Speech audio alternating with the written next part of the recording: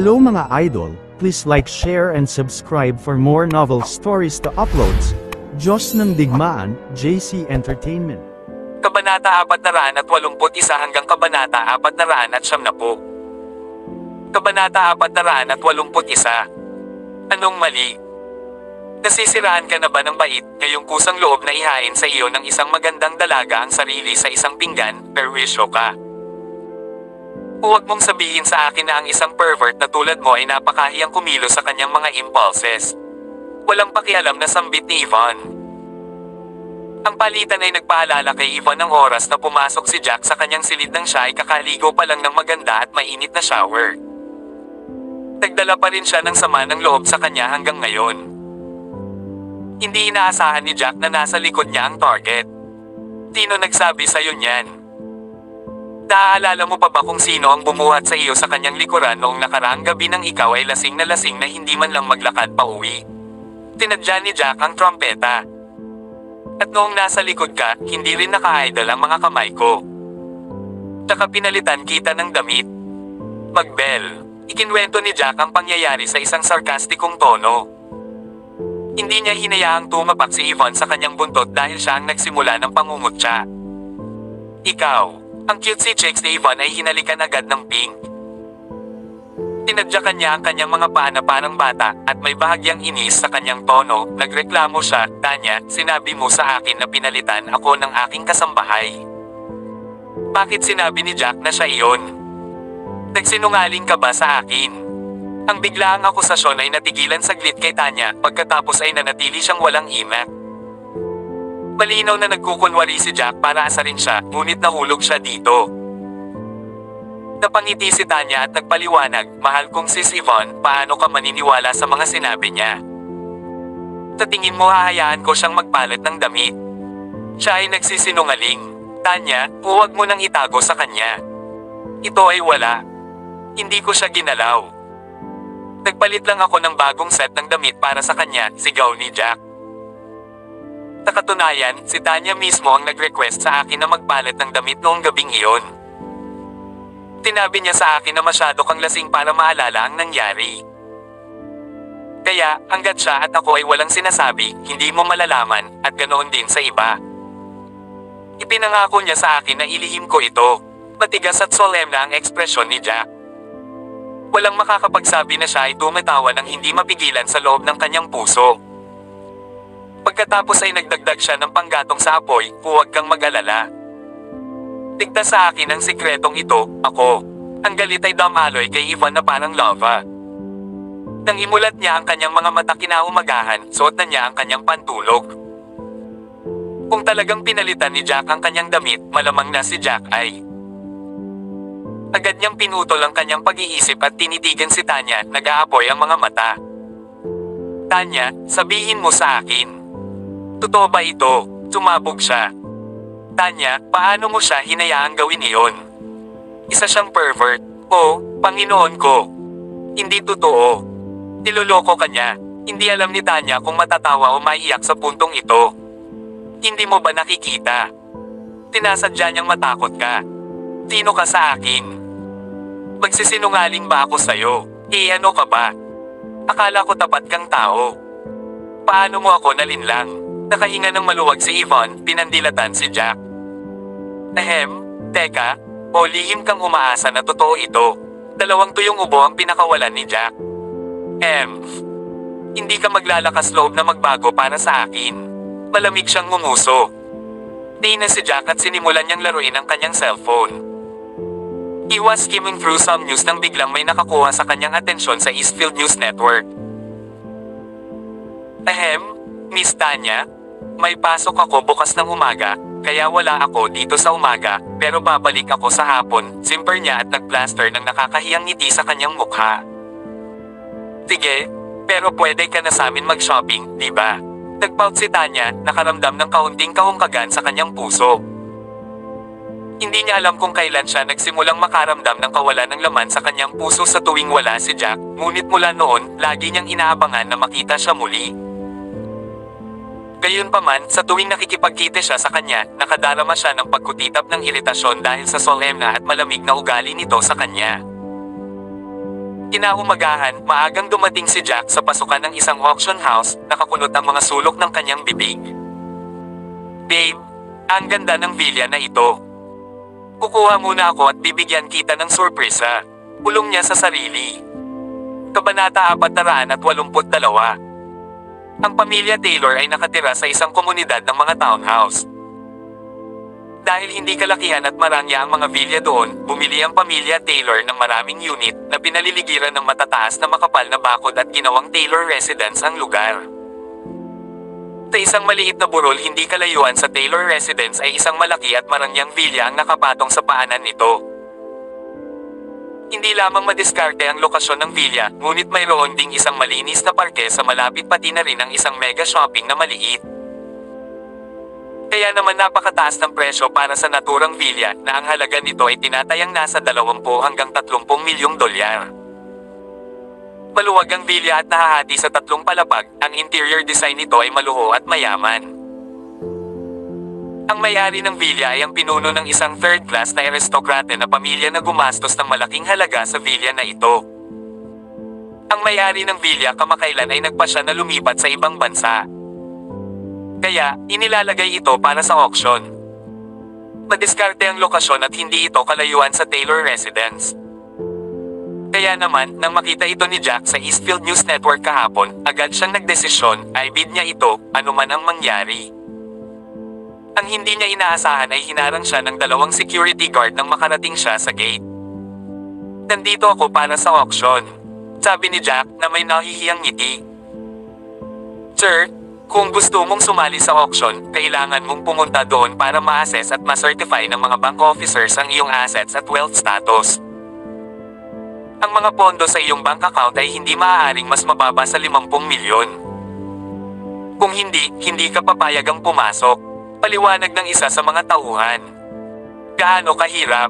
Hindi nakaimik si Jack pero wala siyang choice kundi sumunod sa proseso. Tinundan niya ang miyembro ng kawaning upang masuri ang kanyang mga ari-arian. Pinunasan ng bank officer ang kanyang mga mata ng 2 beses matapos makita ang resulta na nakadisplay sa makina. Nagkamali ba siya? Nabalot siya ng pagkahilo nang mapagtanto niyang tama ang impormasyon. Sino ang lalaking ito? Paano ang isang tao ay nagtataglay ng ganoon kalaking halaga? Maayos ba ang lahat? Namunot ang noo ni Jack, halatang hindi nasisiyahan. "Oo, sir." Nanginginig ang boses ng bank officer habang tumugon. Pagkatapos ay ibinalik niya ang kanyang card kay Jack na may paggalang sa 2 kamay. Naniniwala siya na ang lalaking nauna sa kanya ay hindi isang ordinaryong lalaki. Matapos makumplito ang proseso ng pag-verify, mabilis na dumaan si Jack sa gate at pumasok. Sa ngayon, maraming maruruming mayayamang negosyante ang nagtitipon sa isang pribadong silid. Halatang interesado silang lahat sa villa na ito. Higit pa rito, hindi ganoon kataas ang panimulang bid, 10 milyon lang. Naturally, walang gustong makaligtaan ang napakagandang pagkakataong ito. Ilang sandali pa, nakita si Ivan Taylor. Ang kanyang ekspresyon ay napurol at lumubog nang makita niya si Jack. "Ano? Nandito si Jack? Paanong narito ang bastos? Don't tell me gusto din niyang magbid sa villa." Nagsimulang mag-isip si Ivan. Ilang araw na lang ang natitira bago ang ika-70 kaarawan ng matandang si Taylor, at nangako si Jack na bibigyan siya ng regalo na nagkakahalaga ng higit sa 10 milyong dolyar. Ito kaya ang villa na inihahanda ni Jack para sa matanda. Kabanata 483. Ang kaisipang ito ay lalong nagpatibay sa kanyang palagay. Ang punk na ito ay nagpaplano na bilhin ang villa para sa ika-70 na kaarawan ng matanda. Alam ng bawat isa sa pamilyang Taylor kung gaano kaganda ang villa. Nagising sila sa tanaw nito at napadaan sa nakita nila. Ang villa ay matatagpuan sa tapat lamang ng tirahan ng Taylor, makikita nila ito araw-araw. Kaya naman, hinanap ni Ivan kung nakuha niya ang villa na ito na May 20 hanggang 30 milyong dolyar. Nais niyang ibigay ito sa matanda para sa kanyang regalo sa kaarawan, o marahil ay siya mismo ang lumipat dito at tumira sa kanya ang matanda. Kung tutuusin, Ang matandang si Taylor ay nakatutok sa villa sa tuwing lumalabas siya nitong huli, na emosyonal na bumubulong sa sarili. Ang villa na ito sa tapat ng aming tirahan ay napakaganda ng pagkakagawa. Kung maaari lamang akong mabuhay dito, mamatay ako ng walang pagsisisi. Kung tungkol sa mga mapagkukunang kailangan para mabili ang villa na ito, hindi nakaramdam ng kirot si Ivan dahil ang pera ay magmumula sa kumpanya ng mga Taylor. At saka, kung nakuha niya ang villa na ito at ibigay sa matanda, kikita siya nito ng sapat na mukha at pabor. Tumigil siya saglit na parang may biglang pumasok sa isip niya, at agad siyang lumabas ng auction room. Sa labas, nakakita si Ivan ng isang tahimik at liblib na lugar at kinuha ang kanyang telepono para i-ring sina Neil Hugo at Ken Clark. Hindi nagtagal, dumating ang dalawa, sina Neil at Ken, sa auction house sakay ng kotse. Dali-dali silang bumaba ng sasakyan at sinalubong si Ivan na naghihintay sa entrance ng auction room. Young Master Taylor, bakit mo kami pinapunta? May importante ba? Ulalas ni Ken nang makilala niya si Ivan. Nang magkausap sila kanina, hindi nagbigay ng anumang dahilan si Ivan at hiniling lang na pumunta sila. Marahil ito ay isang bagay na seryoso at mahalaga. Alam ba ninyong dalawa kung ano ang nasa auction ngayon? Hindi sumagot si Ivan sa tanong ni Ken, bagkus ay ginantihan pa ito ng isa pang tanong. Paano ko malalaman? Hindi ko binigyang pansin ang mga auction sa huling 2 araw. Malamang walang espesyal. Kung talagang may gininto ang pagkakataon, tatawag na sana ang auction para ipaalam. Sagot ni Neil matapos mag-isip ng ilang sandali. Tama ka. Walang notice sa auction ngayon. Isang advertisement lang sa website na nagbanggit nito. Isang walang pakialam ng ngiti ang isinagot ni Ivan sa kanila bago siya nagpatuloy. Sa pagkakataong ito, ang bagay na nasa auction ay ang marangyang villa na nasa tapat mismo ng aming tirahan ni Taylor. Dilipat sa ibang bansa ang may-ari ng villa, kaya binibente niya ito. Siya ay huminto. Gusto kong magbid sa villa na ito at ibigay kay Lolo Taylor bilang kanyang ika-70 na regalo sa kaarawan. Magiging over the moon na siya. Damn. Ito ay kahanga-hanga. Iyan ay isang kahangahangang ideya. Tawa ng tawa si Neil pero kumunat ang noo niya sa sumunod na segundo. Magandang ideya, pero bakit mo kaming dalawa pinatawag para dito? Dahil ba wala kang sapat na ibid para dito? O dahil ba nauubos na ang kapital ng kumpanya at wala kang lakas ng loob na pang-awaken ito? Agad na sumili ang awkward ng ngiti sa mukha ni Ivan. Malayo sa kaso. Nabangga ko lang si Jack sa auction room. Sa tingin ko, dapat nandito rin ang basurang ito para sa villa. Hindi ko alam kung saan galing ang pera niya, pero parang gusto niyang bilhin ang bahay na ito at ibigay din sa matandang si Taylor. Hindi ko akalain na ang punk na ito ay kasing talino ko. Ano? Hindi pwede. Nandito rin siya. Kumunat ang noo ni Ken, nag-aalala. Huwag mong sabihin sa akin na nakakuha siya ng advance sa kanyang sweldo mula kay Miss Tanya. Tumango si Neil bilang pagsang-ayon. Kung maglakas loob siyang pumunta rito. Tiyak na humingi siya ng advance, at malamang na hindi ito isang buwang sweldo kundi 2. Itong pangalawang batang miss ng mga Drake, bakit ang bait-bait niya kay Jack? Ang punk na ito ay hindi pa nga nagtatrabaho ng isang buong buwan at humihingi na siya ng advance ng 2 buwan. 40 million yan. Nakaramdam ng pagkairite si Ivan. Kahit may 40 million siya, kailangan pa rin niyang maglaan ng $10 million para mabayaran ako. Kaya't nag-iiwan ito sa mapahamak na bata na may lamang 30 milyon upang ibid para sa villa. Walang paraan na madaig niya ako. Since Jack's here to bid for the villa, I want to stay and watch the comedy show. Gusto kong makita kung paano nagiging pangit ang ekspresyon ng mukha niya kapag natalo siya kay Young Master Taylor. Umagalpak ng tawa si Ken. Paano niya mapalampas ang isang pambihirang pagkakataon na masaksihan ang isang nakakahiyang sandali para kay Jack White? Tama iyan. Tere, pasok na tayo. Ang iba pang bidder ay mayayamang negosyante na may-ari na ng ilang bahay. Hindi sila makikipagkompetensya para sa villa, kaya hindi ka magkakaroon ng maraming kakompetensya. Ang huling panalo ay sa iyo, Young Master Taylor. Napakamot ng ulo si Ken at pumayag. Mabilis na pumasok ang tatlo sa auction room, puno ng ngiti ang mga mukha. Oh, di ba Jack White yon? Ang kasumpa-sumpa, walang kwenta, basurang manugang ng pamilya Taylor. Nagkataon lang.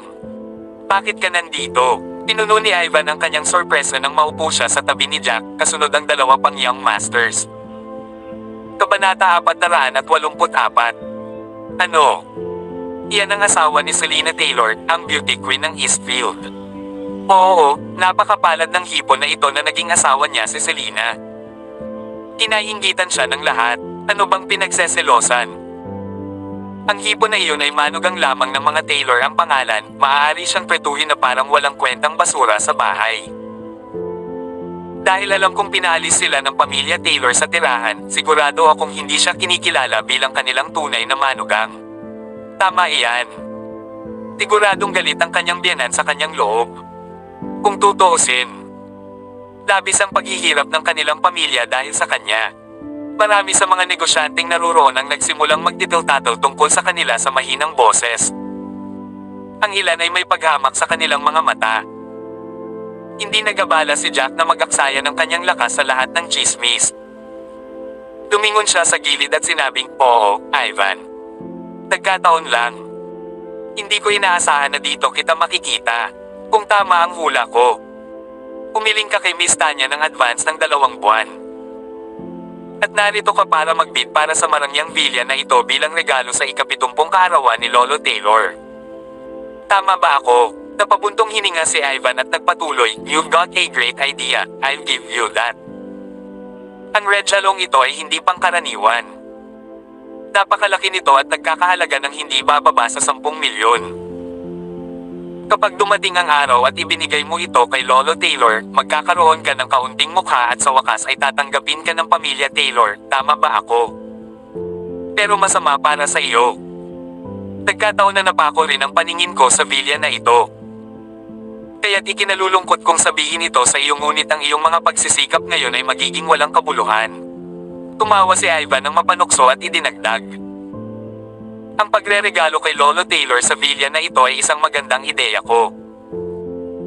Ito ang pinakakarapat dapat at angkop na regalo na nakapagpapahayag ng aking pagiging anak sa kanya bilang kanyang apo.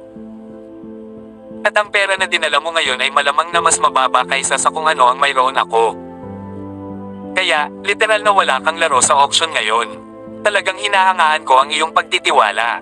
Isang malamig na ngiti ang ginawa ni Jack at nagpa siya na huwag pansinin ang 3 hipon na ito. Medyo mabagal na lumipas ang oras. Maliban kay Jack, ang 3 young masters, at ilang mga negosyante, mayroon lamang 2 hanggang 3 iba pang mga tao mula sa tila mga third class na pamilyang aristokrate sa silid. Halatang interesado rin sila sa villa na ito, umaasa na makukuha nila ito sa mas murang presyo. Pagkaraan ng ilang minuto, may nakitang nasa katanghaliang gulang na babae, papalapit sa auction counter. Nakasuot siya ng aqua green cheongsam na kumikislap ng malaking ngiti sa mga tao habang papasok siya. Welcome everyone sa auction house. Oras na para simulan ang ating auction para sa araw na ito. Medyo naiiba ang auction ngayon dahil kinomisyon ito ni Mr. Ryan, nagbigay ng pagpapakilala ang nasa katanghaliang gulang na babae bago nagpatuloy, "Sige. Huwag na tayong mag-aksaya ng oras at simulan ang ating kaganapan. Ang panimulang presyo para sa item ngayon ay 10 milyong dolyar at itinuturing na mas mababa kaysa sa presyo sa merkado. Ang iyong bid ay hindi maaaring mas mababa sa 1 milyon. Ngayon, mga binibini at mga ginoo, maaari na ninyong simulan ang bidding." Iminuwestre ng nasa katanghaliang gulang na babae ang kanyang kamay at nagsimula na ang auction. 11 milyon mula sa akin. Tigaw ng isang matandang lalaki. Pansamantala siyang nagdagdag ng 1 milyon matapos itong pag-isipan ng ilang sandali. 12 milyon dito. Hindi nagtagal, sumigaw ang isa pang lalaki na mukhang nasa edad 40 na nagdagdag ng 1 pang milyon. Ang 1 milyon ay tila hindi gaanong para sa mga tao sa silid na ito. Kahit kay Titing ay hindi natinag si Jack. Alam na alam niya na higit pa rito ang halaga ng villa na ito. Isa itong maluwag na 3 palapag na villa na may kakaibang estratehikong lokasyon. Ang nasabing villa ay nagkakahalaga ng higit sa 20 milyon. Kaya naman, alam niyang imposibleng makuha ito sa 11 o 12 milyong dolyar. Bukod dito, medyo may mga tao dito ngayon para sa auction na ito. Si Ivan, na nakaupo sa tabi ni Jack, ay hindi rin agad nagsimulang magbid. Sa halip, ibinaling niya ang kanyang ulo kay Jack at ninisyan. Gusto niyang hintayin si Jack na magsimulang magbid. Kapag nagsimulang magbid si Jack, tataasan niya ang kanyang bid para lang matalo siya. Nais niyang ipaalam sa kanya na walang sino man ang maaaring kumuha ng kahit na ano ang kanyang mata, lalo na hindi ng isang inutil na manugang. Kabanata 485. Lumipas ang mga segundo, at sa lalong madaling panahon, ang presyo ng pagbid ay itinaas sa 21 milyon. Ang presyo ay umabot na sa isang antas kung saan ang ilang mga tao ay nagsimulang huminto mula sa kompetisyon sa pagbid at huminto sa pagtaas ng presyo. 23 milyon. Kawakas, itinaas ni Jack ang kanyang kamay at sumigaw ng isang presyo na kumikislap sa babae sa auction stand ng isang mainit na ngiti. Ang ginoong ito ay nagtaas ng presyo sa 23 milyong dolyar. May iba pa bang gustong taasan ang bid? Napaawang ang sulok ng bibig ng babae matapos marinig ang presyo ni Jack. Hindi siya nagtaas ng presyo ng 1 milyon lang, kundi 25 milyon. Walang pag-aalinlangan, itinaas ni Ivan ang kanyang braso at nagdagdag ng 3 milyon sa presyo na para bang siya ang pinakamayamang tao sa Eastfield. Pagkatapos niyang ibaba ang kanyang braso, nilingon niya si Jack at sinabing, "Jack, huwag kang makipagkompetensya sa akin. Ang bilya na ito ay regalo ko kay Lolo. Manugang ka lang, bakit gusto mo akong awayin? Wala ka man lang resources para manalo laban sa akin. Sigurado ka ba?" Malamig na tumikim si Jack. Ang pera ay isang numero lamang para sa kanya. Kaya niyang bilhin ang buong pag-aari ni Taylor nang hindi tumitingin, lalo pa ang isang vilya. "Snobbish ka, no?" Nag-thumbs up si Ken kay Jack at tumawa ng malakas. "Jack, saksihan natin ang dakilang labanan ngayon. Sa pagitan mo at niyang Master Taylor. Kung sino ang matalo sa labanan ay kailangang tawaging tatay, ang nanalo, ano ang tunog nito?" Hindi nila akalain na iiling-iling na lang si Jack at mananatiling walang interes. Paumanhin, ngunit hindi ko gusto ang isang hindi mapagkakatiwalaang anak. Mapapahiya at mahihiya ako kung gagawin ko. Ikaw, pumipintig si Rage sa mga ugat ni Ivan, pinatayo siya mula sa kanyang upuan. Tinuyam niya ng mahigpit ang kamao niya na para bang handa siyang lumaban. May ilang bola ang hipon na ito. How dare he talk back to him ng ganyan? Anong problema? Iniisip mo bang awayin ako?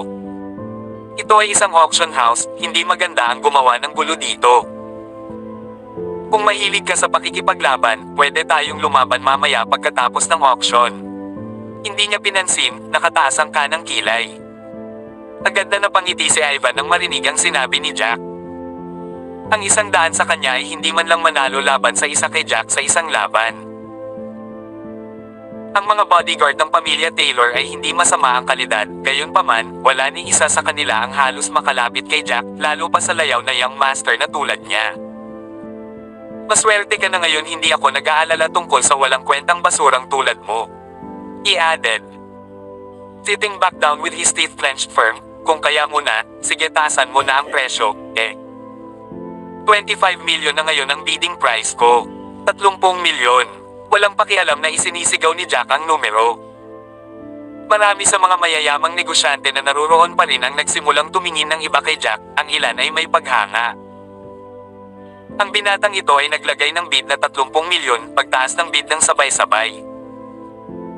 Tiyak na hindi inaasahan ng karamihan na maaaring maging ganito kay Oman ang walang kwentang manugang na ito. Napaawang ang sulok ng bibig ni Ivan.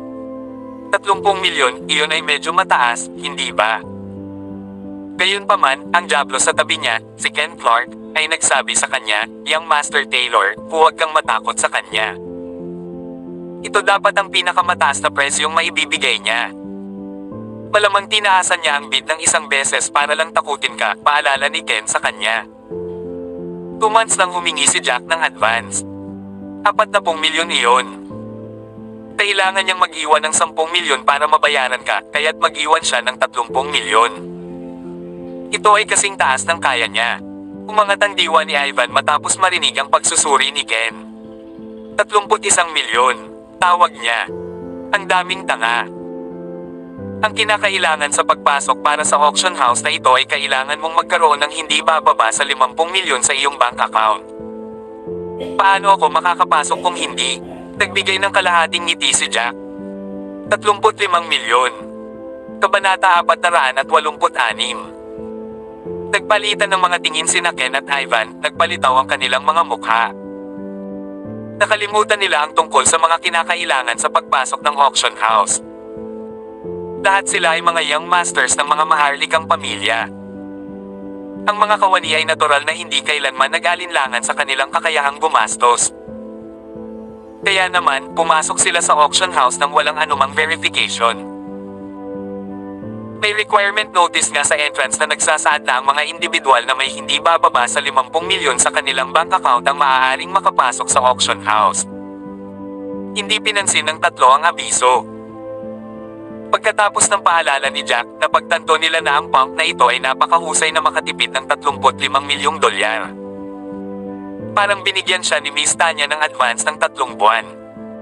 Ito ay dapat na. 60 milyon ang hawak niya. Naging malamig at seryoso ang mukha ni Neil. Kung ito ang kaso, hindi magiging madali para kay Ivan na makipagkompetensya kay Jack at ibagsak ang villa na ito. Mas malamig at mas pangit pa ang ekspresyon ni Ivan kaysa kay Neil. Kung totoo yun, hindi ba ibig sabihin na maaari lamang itaas ni Jack ang presyo sa 50 milyon sa pinakamaraming? Even na itatabi ni Jack ang 10 milyon na inutang niya. Hindi katakataka na ang hipon na ito ay kumilos sa napakagandang at mapagmataas na paraan na nagdaragdag ng 5 milyon sa isang pagkakataon. Anong problema? Don't tell me natatakot ka na sa ganyang kaliit na halaga. Napangiti si Jack nang mapanlate, napansin niyang dumilim ang mukha ni Ivan. Ignorante talaga ang lalaking ito. Ako. Natatakot. Niloloko mo ba ako? Bakit naman ako matatakot sa'yo? Awkward na napangiti si Ivan para itago ang kanyang pagkabalisa. Pusta tayo. Kung manalo ako sa bid na ito, luluhod ka sa harap ko, linisin, at pakinisin ang aking sapatos, at kung matalo ako, gagawin ko rin ito para sa iyo. Paano yun tunog? Dahil sabik na sabik kang linisin ang aking sapatos, magiging magalang lamang para sa akin na tanggapin ang hamon. Paano ko tatanggihan ang napakagandang pagkakataon? Pumayag si Jack sa taya. Sige. 40 milyon dito, tawag ni Ivan. Hindi nagpakita ng anumang senyales ng pag-aalinlangan si Ivan. Gusto niyang makita kung itutuloy ni Jack ang pagtaas ng presyo. 45 milyon.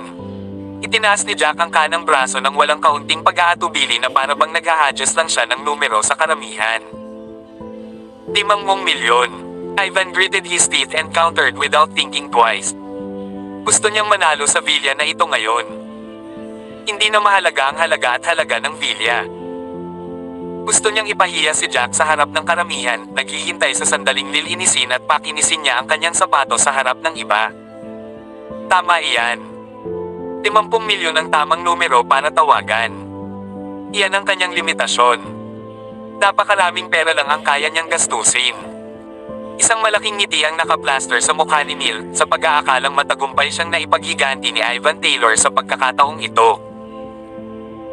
Pinaalalahanan niya ang kanyang sarili na kunan ng litrato ang eksena para sa memorya ng sandaling natalo si Jack sa taya at napilitang linisin ang sapatos ni Ivan mamaya. Kapag nagsawa siya at walang magawa, ilalabas niya ito at pagtatawanan. Ang pakiramdam ay dapat nakahanga-hanga. Dapat tingin din si Ken kay Jack na may nakatagilid ng ngiti sa mukha. Sa kanyang opinyon, hanggat hindi tulala si Jack, hindi na niya tataasan pa ang presyo.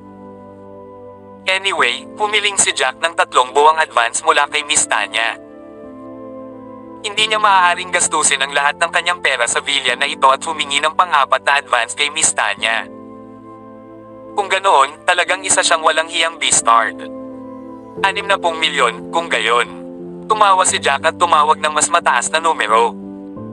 Sa puntong ito, ang mga ngiti sa mukha ng tatlo ay tuluyan ng napatili. Nagtaka sila at iniisip kung mali ba ang narinig nila. Inubos ng walang kwentang hipon na ito ang kanyang 3 buwang sahod at nakipaglaban sa kanyang sarili hanggang sa mamatay para lamang sa kapakanan na manalo sa taya na ito. Oh boy! Ang lakas talaga ng loob mo ha! Wala pang 60 milyon ang bilya na ito, hindi mo ba alam? Kabanata 487. Ang mga sulok ng bibig ni Ivan ay kumikibot ng husto sa kawalan ng kontrol. Malinaw na alam ng karamihang naroroon sa pinangyarihan na mayroong labanan sa pagitan ng dalawang lalaking ito habang sinusunod nila ang kanilang palitan. Bukod dito, nang hamanin ni Ivan si Jack sa isang taya, inihayag niya ang mga tuntunin ng parusa ng napakalakas na parang bingi ang karamihan. Ang ultimong layunin niya ay ipakita sa lahat ng tao sa silid na talagang walang kwentang basura si Jack na nararapat lamang na lumuhad sa harap niya at dilaan ang kanyang sapatos na malinis. Ngunit ngayon, ang mga mesa ay nakabukas. Ang numero, 60 milyon, na tinawag ni Jack, ay nagpabalik sa kanyang maliit na utak nang magsimula siyang mag-iskema muli. 60 milyon ba talaga ang halaga ng bilya na ito? Kung ipagpapatuloy ko ang pagtataas ng presyo at ito ay maging isang bitag na itinakda sa akin ng B-Star, hindi ba ako magiging isang tanga, kung gayon? Napaisip siya at nagalinlangan. Pinag-isipan niyang mabuti ang intensyon ni Jack, sinadya bang taasan ni Jack ang presyo para lang maakit siya sa isang nakamamatay na bitag. Gayunpaman, kung siya ay tumigil dito, ito ay nangangahulugan na siya ay natalo sa taya na siya namang nangangahulugan na kailangan niyang linisin ang sapatos ni Jack. Paano ngang isang young master mula sa pangalawang klaseng aristokrata na pamilyang tulad niya ay lumuhad sa basurahan at linisin ang kanyang sapatos? Kung ang balita tungkol sa insidente ay kumalat, ang kanyang pangalan, Ivan Taylor, ay hindi na magiging kasing luwalhati ng dati. Nanlaki ang mga mata ni Ken na para bang nakaisip lang siya ng brilliant idea gamit ang mini brain niya. Lumapit siya kay Ivan at pamulong sa kanyang tainga, "Young Master Taylor, huwag kang matakot sa kanya. Tige at lumaban ka. 60 milyon na lang ang kailangan mo, sasagutin ko ang natitira. Malamang na hindi na ito hihigit pa dahil sigurado akong naabot na ng punk na ito ang kanyang limitasyon. Kaya magdagdag lang ng 1 milyon para malumpasan siya." Uminto muna siya bago nagmura, "Godamat. Kailangan nating turuan ng leksyon ng punk na ito anuman ang mangyari." Nang marinig ang mga salita ni Ken, gumaan ang pakiramdam ni Ivan na parang natanggal sa wakas ang bigat sa kanyang balikat. May ngiti sa kanyang mukha, sumigaw siya ng 61 milyon. Ang eksenang nagaganap sa likod ng auction room ay hindi nakapagsalita sa nasa katanghaliang gulang na babae. Ang dalawang kabataang lalaki ay halos sumisigaw ng mga presyo mula sa likuran. Na nagpapatulala sa mga nakapaligid sa kanila, ang mga mayayamang negosyante, pati na rin ang ilan pang mga third class na pamilya. Ang mga tao ay naging maingat na nanonood sa labanang ito ng pera. Kinuha pa nga nila ang responsibilidad ng nasa katanghaliang gulang na babae bilang isang auctioneer, ang pamamahala at pagsasagawa ng auction. Nagpalitan silang dalawa sa pagtawag ng kanilang mga bid na nagtaas ng presyo sa hindi makatwirang halaga. "Why, Young Master Taylor? 61 milyon. Nanginginig ang boses niya sa kaba.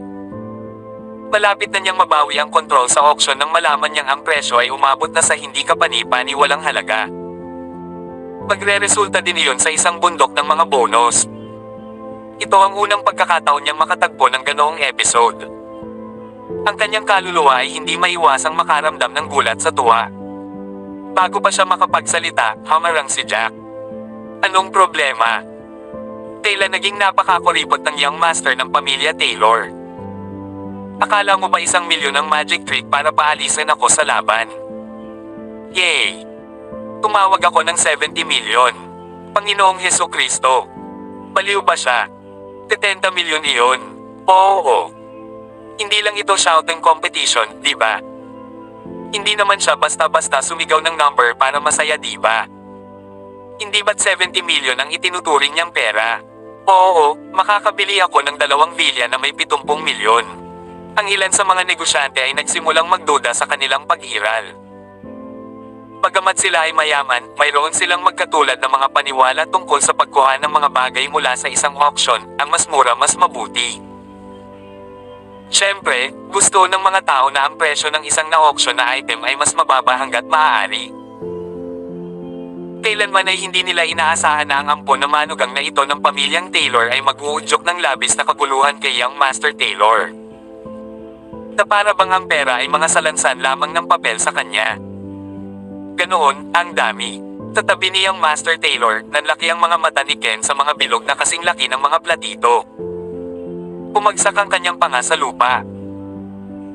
Ilang sandali ang nakalipas, naisip niya na nasa winning side siya at kailangan lang niyang mag-fork out ng 1 o 2 milyon para tulungan si Ivan na manalo sa taya na ito. Ngayon ay tila mas maraming pera ang dinala ng hipon kaysa sa inaasahan nila. Talagang minamaliit nila ang piraso ng basurang iyon. O, marahil ang basura ay humingi ng advance ng 4 na buwan o posibleng kahit 6. Gayunpaman, nahirapan siyang maunawaan ito, bagaman. Tulala ba ang pamilya Drake? Paano sila naging mabait sa isang bodyguard lang? Young Master Clark, ito. Si Ivan ay sabik na tumingin kay Ken, humingi ng payo sa kanya. Kung tutusin, 60 milyon na lang ang kailangan niyang ayubo at sasakupin ni Ken ang natitira. Huwag kang matakot. Ipagpatuloy mo lang ang pagtaas ng bid. Hindi ako naniniwala na hindi natin siya matuturuan ng leksyon ngayon. Siya ang magpupunas ng sapatos mo. 70 million diba? Jack White. Ipaglalaban kita hanggang kamatayan ngayon. 75 milyon. Tinawag niya ang bid pagkatapos mag-isip tungkol dito. Ang kanyang mga kamao ay mahigpit na kumuyam at determinasyon na kumikinang sa kanyang mga mata. No. Kabanata 488. Para hindi na murahin at makitang inferior, hindi na pinansin ni Ivan ang isyo ng pera. Ang nasa isip niya ay ang kanyang imahe at reputasyon. Hindi niya kayang mawala ang kanyang mukha. Kung tutusin, bilang Young Master ng pamilya Taylor, natural ang pangunawa sa kanya bilang higit na nakahihigit at mas mahusay kaysa sa basurang manugang. Ang kanyang katayuan, ang kanyang kayamanan, at ang kanyang reputasyon ay tiyak na mas mahusay kumpara kay Jack. Imposibleng lumuhad siya kay Jack at linisin ang kanyang sapatos. Higit pa rito, mayroon na siyang suportang pinansyal mula kay Young Master Clark, kailangan lang niyang umubo ng $60 milyong at iyon lang. Young Master Clark, napakaganda mo talaga. Tinaas mo ang bid. Siyempre. Paanong matatalo ang isang Young Master ng pamilya Clark sa isang walang kwentang adopted son-in-law? Nabalitaan ko na nagtatrabaho si Jack sa mga Drake bilang bodyguard at medyo mataas ang kanyang buwan ng sweldo. Hindi ako sigurado kung ang mga Drake ba ang nagpahiram sa kanya ng ganoong halaga o baka binayaran siya ng maaga ng kanyang sweldo. Mataas ang sweldo niya. Gaano kaya ito kataas? Kung tutusin, maliit lang siyang bodyguard. 20 milyon ang kinikita niya sa isang buwan, hindi ba mataas? Masiglang pinag-uusapan ng karamihan si Jack. Kumunat ang noo ni Jack. Ang bagay na hindi niya inaalagaan ay pera. Interesado siya sa nangyayari sa walang alam na utak na iyon ni Ivan. Kung hindi tulala si Ivan, bakit pa niya tataasan ang bid sa puntong ito? Anong mali? Bakit ka huminto? Natatakot ka ba ngayon? O sa wakas ay napagtanto mo na kung gaano ka walang kapangyarihan at kawalang halaga? Lumuhad ka na lang at linisin mo na ang sapatos ko. Naisip ni Ivan na sa wakas ay nanalo na siya sa taya nang tumigil si Jack sa pagtawag sa kanyang presyo ng kasing bilis ng mga nakaraang round. Ipinapalagay niya na si Jack ay humiling lamang ng isang advance ng 4 na buwan at 70 milyon ang kanyang limitasyon. Kung ipinagpatuloy ni Jack na itaas ang bid muli, hindi ito mag-iiwan sa kanya ng pera upang mabayaran si Ivan. Kaya naman, nangahas lang si Jack na umabot sa 70 milyon. Ang panalo ay kay Ivan na ngayon. 80 milyon, kung gayon. Napabuntong hininga si Jack bago siya muling tumawag ng presyo. Pagkatapos ay idinagdag niya, Ivan Taylor, turn muna. 80 milyon. Namula ang mukha ni Ivan. Tila gustong-gusto ni Jack na mawala siya, handa siyang ipagsapalaran ang lahat. Gustuhin man ni Ivan na ituloy ang laro, natatakot siyang baka iba ang sasabihin ni Young Master Clark. Ibinaling ni Ivan ang kanyang ulo, nakatingin sa mga mata ni Ken na parang nagtatanong kung gaano pa kikaya ni Ken. Naubos na rin ang lahat ng kulay sa mukha ni Ken, mukhang mapurol ang mukha nito. Ilang milyon lang ang inaasahan niya, ngunit ang walang kwentang hipon ay talagang itinaas ito sa 80 milyon. Extra yun ng 20 milyon, at kahit nanalo si Ivan, kay Ivan ang bahay at hindi siya. Nang makita ni Ken ang puppy dog eyes at nagsusumamo na tumingin sa buong mukha ni Ivan, sumuko siya ng may mga ngipin. Young Master Taylor, maaari akong tumulong sa isa pang 10 milyon sa pinakamarami. 30 milyon ang kisame ko. Kung lumampas ka sa halagang ito, kailangan mong pasanin ang natitira. Hindi naman kasi 80 milyon ang villa at hindi rin magiging akin ang bahay. Iniangat ni Ivan ang kanyang ulo bilang pasasalamat. Sa madaling salita, maaari pa rin niyang tawagan ang bid ng hanggang 70 milyon. Isang tuyong ngiti ang ibinigay ni Ivan kay Jack. Jack, sigurado ka bang ganyan kalaking pera mo? Tinadya mo bang itinaas ang presyo para lang magbayad ako ng higit sa aktwal na halaga nito? Kung iyon ang kaso, lumalabag ka sa mga panuntunan sa auction. Kailangan mong bayaran ang halaga para sa iyong aktwal na bid. Huwag kang mag-alala sa akin. Kalmadong napangiti si Jack. Dahil pinaplano kong talunin ka sa labanang ito, natural na kailangan kong gumastos ng ganoong kalaking pera. Higit sa lahat, hinihintay ko pa rin na linisin mo ang sapatos ko. 81 milyon. Si Ivan ay tumaas ng 1 pang milyon upang subukan ang tubig. 85 milyon. Bahagyang ngumiti si Jack at nanunuya, Young Master Taylor, huwag kang makulit. Nauubusan ka na ba ng pera? Kaya ba dahan-dahan mo itong itinataas, 1 milyon lang sa isang pagkakataon? Bakit hindi mo gamitin ang lahat ng pera ng mga Taylor at ipasok lahat? Kung gagawin mo iyon, aaminin ko ang pagkatalo ko. Ang galit ay tumaas kay Ivan na parang isang mabangis na tubig. Hindi siya tanga. Ang bawat sentimo, asset at ari-arian na pag-aari ngayon ng pamilya Taylor ay magiging kanya sa kalaunan. Maliban na lang kung siya ay baliw o tulala, hindi niya uubusin ang lahat ng pera ng kanyang pamilya para sa ganoong villa. 90 milyon. Sa wakas ay tinawag ni Ivan ang presyo. Naisip na niya ito at ito na ang huling presyo niya. Kailangan lang niyang magbayad ng 60 milyon, ang iba pang 30 ay sasagutin ni Young Master Clark. 95 milyon. Nagkibit balikat si Jack at walang pakialam na sumigaw na parang pag-aari niya ang pambansang bangko. Kabanata 489. Hindi ito maharap ng maliit na utak ni Ivan. Saan nakakuha si Jack ng napakaraming pera? 75 milyon. Matino pa ba siya? Itinikom ni Ivan ang kanyang panga at nagngangalit ang kanyang mga ngipin. Puminto muna siya bago nagsalita, fine. Ang swerte ko ngayon. Hahayaan kita sa pagkakataong ito. Gayunpaman, gusto ko talagang malaman kung sinadya mong tinaasan ang presyo para lang linlangin ako. Mayroon ka bang ganoong kalaking pera?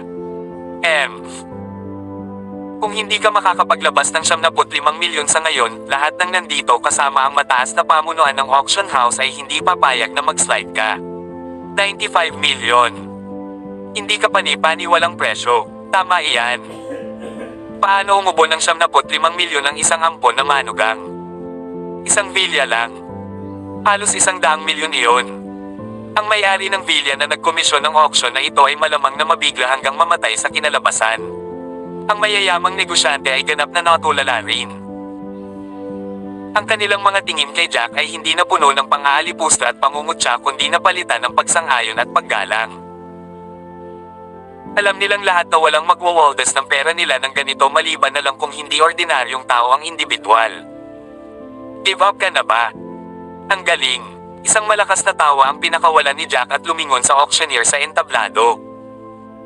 Imartilyo ito at ay silang bid. 95 milyon, isang beses na pupunta. 95 milyon, 2 beses. 95 milyon, going for the third and final time. Tab-end. Walang emosyong sumigaw ang auctioneer na tinamaan ang kanyang kutsilyo sa bloke. Little did the crowd know, gulat na gulat pa rin ang auctioneer. Sige, Ivan Taylor, ang aming minamahal na Young Master Taylor, oras na para magningning ka na parang tagapagsapatos. Pero walang tela o basahan dito, paano mo pupunasan ang sapatos ko?